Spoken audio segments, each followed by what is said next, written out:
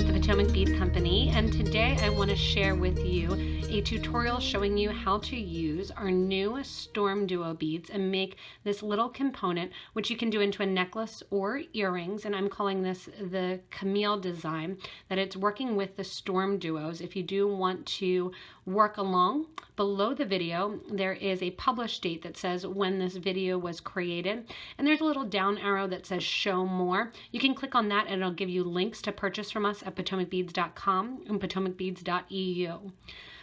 For this technique, you are going to be learning and working with 2 needles. We're going to be stringing in a herringbone style with those 2 needles. You'll learn how to start the thread, put the 2 needles on, work with the 2-hole beads, seam up the side as well as do a picot trim, and then finally burning off the thread in the back and deciding if you want to add some ear wires, jump rings, or string along into a necklace. Again, if you need any of the materials, which are going to include the StormDuos, disc duos, 2-hole daggers, and some seed beads in 15, 8s, and 11, right below the video you can get a list of those. To get started, I would like you to get some .006 wildfire thread in whichever color you desire and get that on 2 needles about 4 feet, and we'll get ready to start our first of our little Camille component. So to begin your earrings, you have about 3 feet of thread that I want you to put on 2 size 12 needles. From these 2 size 12 needles, we're going to be going back and forth along the design and create that nice flowing structure. You can also do this with 1 needle, but you're sewing back and around the project a multitude of times. So it's going to be easier with the 2 needle design. You can also take this design and actually glue it on an ear wire if you do want it to be a post style earring and hang down off the post. To begin the Camille earring, what you're going to do is add on your 8/0 seed bead onto either of your needles, doesn't matter, followed by 2 15s on the right needle and 2 15s on your left needle. From here, pick up your first disc duo through the first hole there. So 1 needle from right to left and the other from left to right. Make sure as you're pulling your needles side by side that you have an equal amount of thread on either side of the needle, or on either side rather of the disc duo, so that way you make sure when you come back around and kind of add to it that you have thread on both sides. From here we're going to add 4 15s on the right needle, and we're going to take that right needle and go from the top hole to the bottom hole, going from the right side over to the left side. Because this is a 2-needle project, generally whatever happens on the left is going to happen on the right. I flipped the project in my hand so that way on the left side I flipped it to what I had already done. That way I can thread again with my right hand, not using my left hand to work the needle. So on go another 4 and then switch threads. So there I have kind of the outer edge. You can see that it kind of pillows out in different sections. What we're going to do is we're going to come back up the project at the very end and make that a nice seamless line. From here, we are going to actually go into this bottom section of the earring. To get to the bottom section of the earring, I want you to add 1 15, and then we get to start with our StormDuo beads. The StormDuo beads are going to sit functioning around that nice 2-hole dagger, and we're going to stack the StormDuo beads on the project. Now that we have this top designed, what I want to do is actually come off of the disc duo, and we're going to add our first of our StormDuos.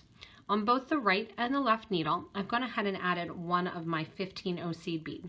That's going to allow me to sit down a little bit, not right underneath and on top of the disc duo. Next, we're going to pick up our StormDuos in this white teal luster color, and we are going to pick them up so that way they face inward. The way that I mean is that they're actually going to face kind of towards one another. That you see the arch going in on the right and the arch going in on the left. Between them, I want to put an 8/0 seed bead, and I'm putting this all on my right needle, letting that drop down next to my project. With my left needle, I'm going to go back through those, crisscrossing in the opposite direction. This technique is going to happen a lot throughout this entire earring as we go down and build. So you can see that separates out those StormDuos a little bit. Again, those seed beads on the side will round out and kind of straighten them out as we come back up the project.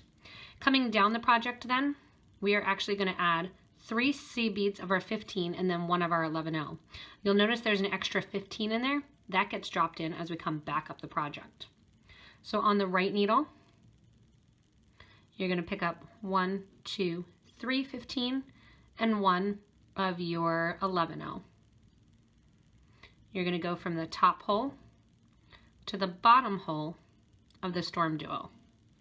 Again, because it's right and left, what happens on the right now happens on the left. 1, 2, 3, and an 11. And then sew in towards the middle of the StormDuo. As I sew in towards the middle of the StormDuo, I'm going to pull those threads nice and tight because I don't want any extra thread showing down the middle, and I don't want a gap like you see right now is kind of occurring. So give it a nice tight pull. From here then we're going to pick up our next color of our StormDuos and add them in.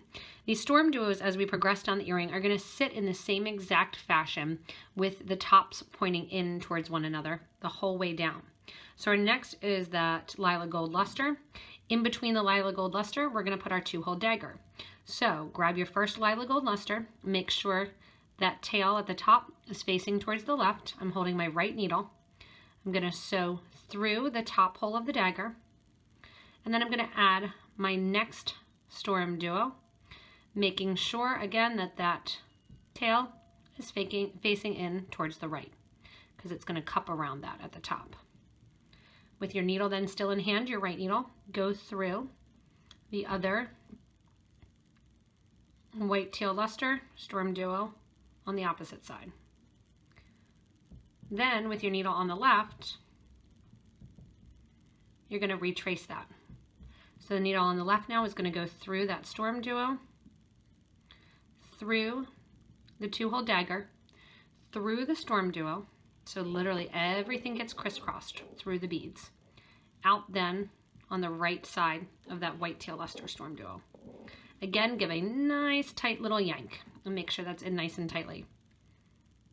From here now, we're going to progress from the outer side of the white teal down to the white lilac gold. That is going to be another progression of seed beads when we're looking at it, and it is going to be our 4 11Os and our 4 15Os and 1 11O. So on the right hand side here, 1, 2, 3, 4, down towards the inner section. Oops, I forgot my 11. 1, 2, 3, 4, and an 11. And then down towards the inner hole, bottom section of that StormDuo. Again, on the opposite side, I'm just going to flip it in my hand. That way I can keep continuing to use my right needle. 1, 2, 3, 4. Grab my 11, popped off the side there, and in. Just like we did when we were in the middle of the white teal luster, now that we're in that lilac gold, we're going to grab our bronze color. The StormDuos this time, as we grab the bronze, again, the first one we grab is going to face with the little tail there of the StormDuo in towards the left-hand side. String through the second hole of the 2-hole dagger. When you come out that second hole, grab your next StormDuo, this time with the tail facing towards the right, and out to the exterior of the other StormDuo above. Now again, since we did this with the right needle, repeat going through those beads with the left. And you'll notice I leave the thread have a little bit of slack until I get both threads through, and then I give a nice tight pull.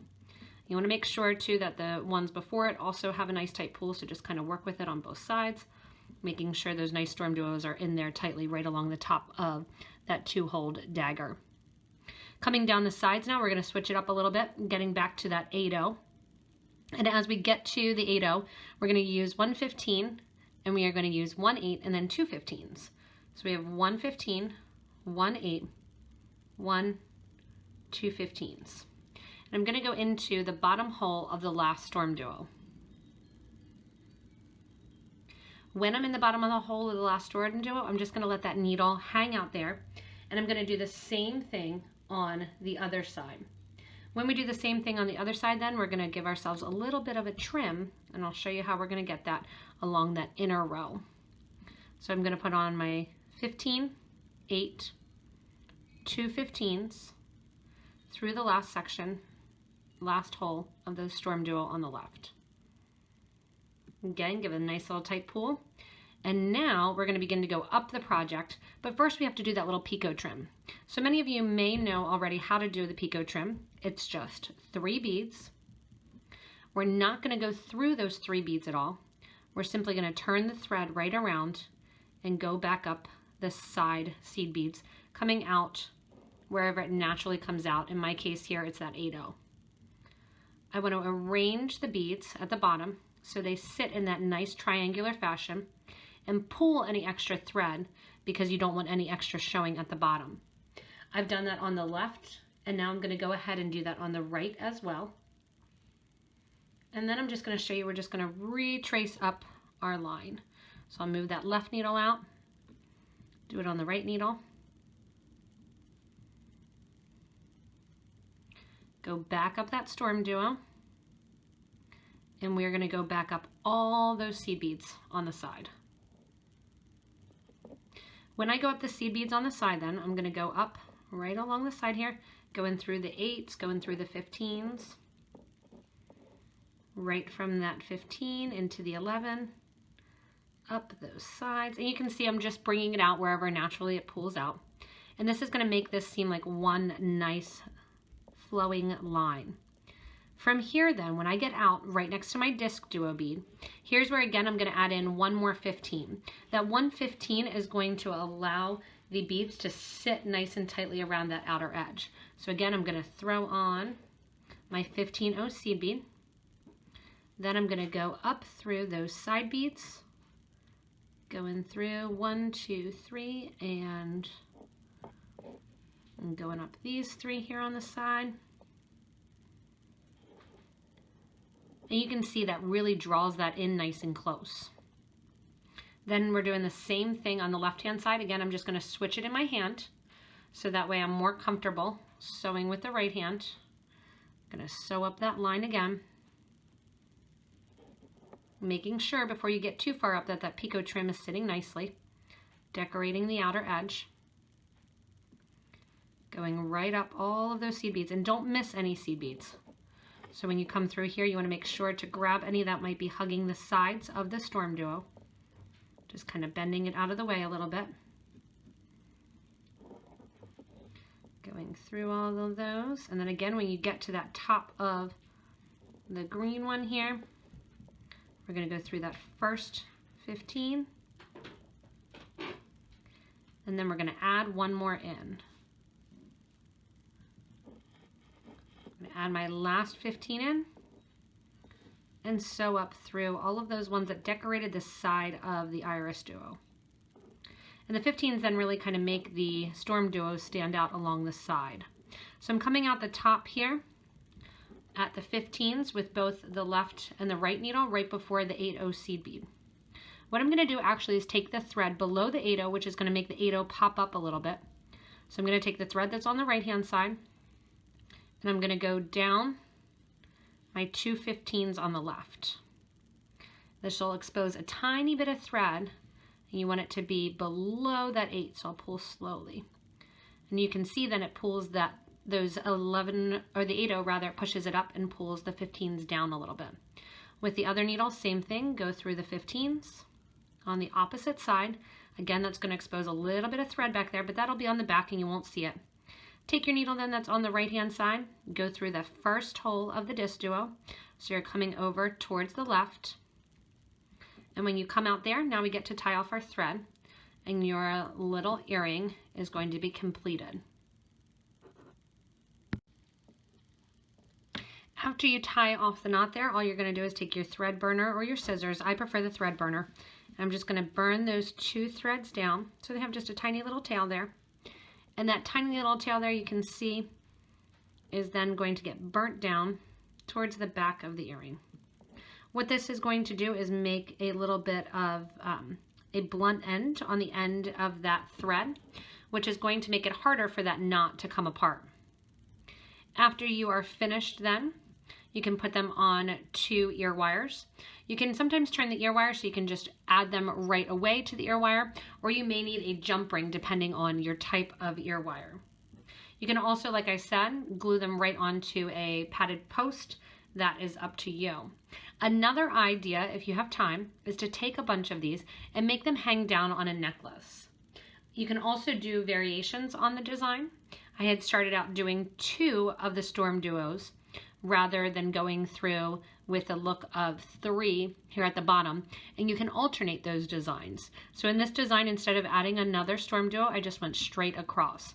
So you can take these as earrings, add the jump rings onto them, or keep designing, creating more of these drop downs and creating more of those 2-hole dagger drops, creating them and stringing onto an actual collar.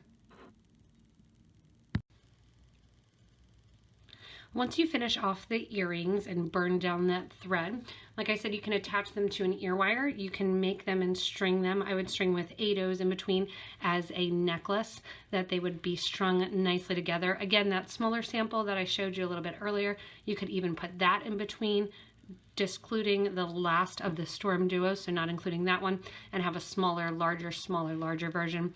Or like I said, you can just put them simply right on the ear wires, or again, you can do the padded post. So there's a ton of different uses for these components with the StormDuo beads. Again, thanks for learning how to work with the StormDuo beads, how to work with those 2 holes and 2 needles, even out the sides. Use your thread burner and then attach this ear wire to the top. If you need any of the materials, you can shop with us at PotomacBeads.com and PotomacBeads.eu, and we're happy to ship out the supplies to you and get them to you so you can start creating with the awesome new StormDuos. As always, you can subscribe to this YouTube channel, and when you subscribe, you'll get regular updates and videos based on what we think that you should know, based on what you guys ask us to teach you, as well as the awesome new things that are coming to the beading world, like our StormDuo beads. Thanks so much for watching, and keep an eye out for us on social media as well, and enjoy the new StormDuo beads.